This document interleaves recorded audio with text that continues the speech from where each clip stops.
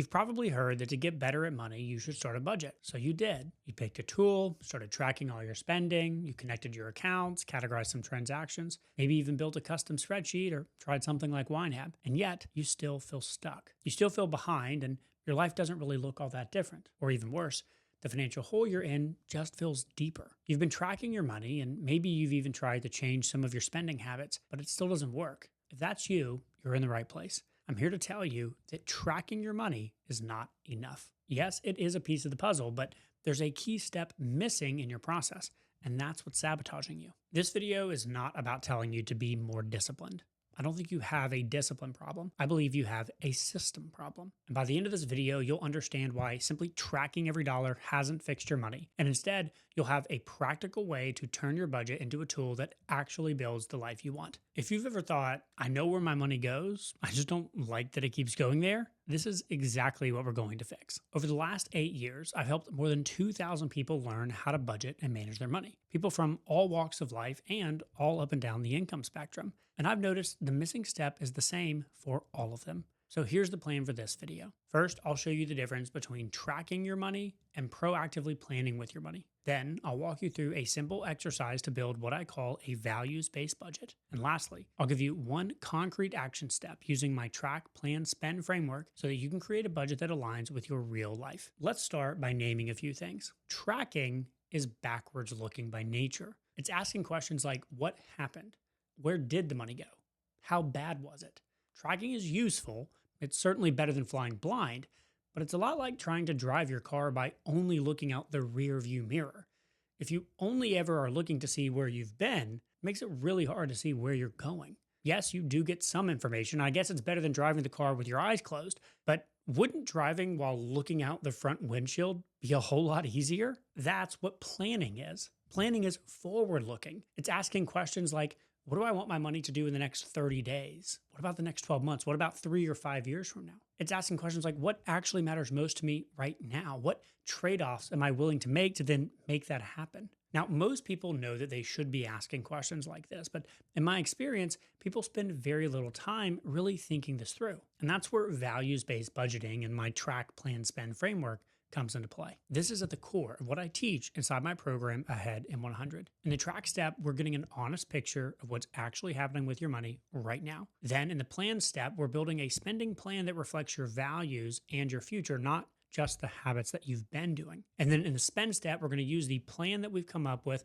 and the tracking that we've been doing and bring them together to create some simple routines so that your budget and your plan are aligned. I found that most people are stuck in a loop of track, spend, feel bad, track, spend, feel bad, repeat. They completely skip over the planning step. What we want to do instead is track, plan, then spend, and then back to track in a loop that slowly pulls your life forward in the direction that you actually want to go. Let me walk you through a simple version of this that you can do with a pen and paper or whatever budgeting tool you're already using. Step one is to track and get a real starting point. If you're already tracking in YNAB, you're ahead of the game here. If you're not, your only job for this step is to pick a budgeting tool like YNAB, link your bank accounts, set up a basic category structure, don't go too crazy here, and just start categorizing your transactions as they come in. The key to this step is that you don't get to judge. You're just noticing. Now, I cover how to do all of this in my YNAB setup guide that's linked down below this video. But the goal of this step is to just get a grasp on your real life numbers. You want to think about it like opening up the GPS before going on a road trip. You have to know where you're starting from. The point here is that we're not looking to change behavior. We're not cutting anything. We're not guilting ourselves. We're bringing no shame to this conversation. We are just tracking. Once you've got that, we're ready to move on to the part that most people skip, which is step 2, plan. This is where we're going to build a values-based budget. Instead of asking, how do we just cut everything? We ask questions like, what do I want my life to actually look like? And then how can I use my money to support that? We're going to ask 3 questions specifically. What do I want my life to look like in the next 3 to 5 years? And then what parts of that vision cost money? And then where does my current budget not match that picture yet? That's going to help us understand what changes we might need to make. Let me show you what this looks like. So here you're looking at my life vision template. Now you can get a link to this down in the description below if you'd like it, but you can also just do this on your own sheet of paper. I want you to take a second and think about your life over the next year. By the end of this year, Answer questions like, where are you going to be living? Is it where you're currently at, or do you think you'll move? What are you going to be doing for work? What does a normal week look like for you? How do you spend time with family or friends? What are you doing for fun? How does money feel? These are the types of questions that we want to ask for the next year. Then I'm going to go down and do the exact same thing for the 3 year section. When I think about the end of 2029, going into 2030, wow, that seems crazy. Where do I think I'll be living? What do I think I'll be doing for work? What are the hobbies or interests that I have? What do I want my life to look like with some of the relationships that are the most important people to me? The key here is that you're not writing a novel. It's just short, quick bullet points that help me get an overall picture of where I want my life to go. For a lot of my clients, I'll see things like we own a modest house that feels comfortable, or even we're still living where we currently are, but we've done a kitchen remodel. Things like we're not stressing every time the car makes a noise, and we've got our auto maintenance fund fully funded. We take one real vacation each year with the kids. We're on track for retirement and college, and we can give to causes that we care about without panicking. Now, yours might look totally different than that example. That's the point. This is your vision. Now, once you've got a basic snapshot, you're going to go back through here and highlight the things on the list that cost money. These are going to be things like home remodels or moving, travel or vacations, taking time off or changing careers, hobbies and equipment for those hobbies, kids' activities or other things for your kids, and of course, giving that you have written down. Now, when I do this with people kind of on a live call, there's usually a funny moment where they realize, like, oh, almost everything that I want in my future has a price tag. Now, that can feel a little bit overwhelming, but it's also really clarifying because we can now start to ask the key question. If I really want those things in the future, does my current budget reflect any of this? Does my current budget actually help me move towards those things? And if not, what changes do I need to make to get on track so that I actually can make that future come true? This is where we connect your actual budget to what you've written down in your vision. Whether you're using YNAB, a spreadsheet, or something else, you're going to pull up your categories and your targets and then ask yourself, do I have categories in my budget that match the things that I said I care about? Am I actually putting money towards those things? Here's some really common gaps I see.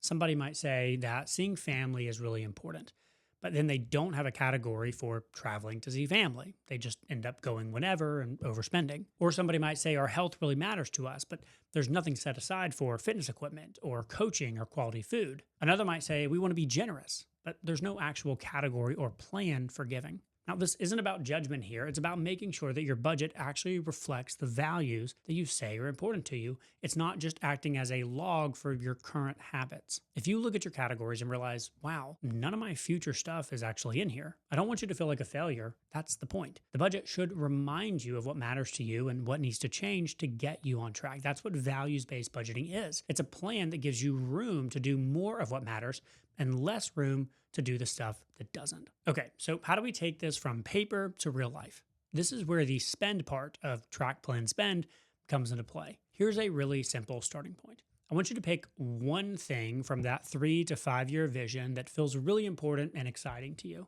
Then create a specific category in your budget for it and give it a small target just for next month. The key then is to check that category before you spend. So if we say some examples based on what we've already talked about earlier, perhaps we set up a new category called family travel that's for a trip to see our parents, and we set a target for $100 a month. And then what about a creative hobby category for like pottery or music? We set up that category and then again set a target of, let's say, $50 a month. Or maybe extra debt pay down to get out of debt earlier. So we set up a new category and again set a target of $100 a month. Even if the amount feels tiny compared to the overall goal, that's okay. The point is that your budget now has a place for the stream to live, and when you open your budget before you spend, you'll actually see it. This way, if you check the budget and notice that you're running out of money and eating out, but you really want to go this weekend, well, now you have to decide, do you really want to take from that new category that you just set up and you're excited about in order to go out? You now have to ask yourself this question. Do I want this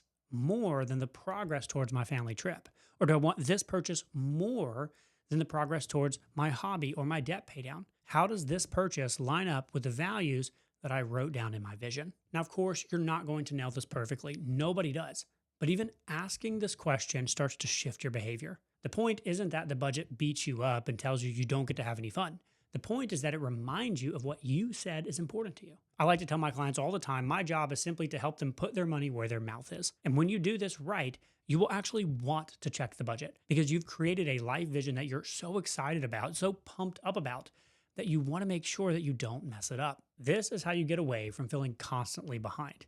This is spending on purpose instead of by default. If this idea of values-based budgeting is resonating with you, but you're thinking, well, easier said than done, I'd love to get some help actually doing this. That's exactly what we do inside my 100-day program, Ahead in 100. Over the next couple of months, we help you get clear on your life vision and values, build a YNAB-powered values-based spending plan using the Track Plan Spend framework, and then we layer in small daily, monthly, and quarterly routines so it actually sticks. It's a live program with weekly Q&A calls with me, small group expert hours to get your questions answered, a private community, coaching support, and budget reviews. And if you're watching this around the time this video goes out, enrollment is now open for our May 4th, 2026 cohort. There's a link in the description below where you can watch a full overview video and see if it's a good fit for you. Either way, here's what I want you to take away. Tracking your money is good, but if you don't get clear on what your values are and create a picture of the life that you want, tracking will always feel like you're just documenting your problems. So here's your homework.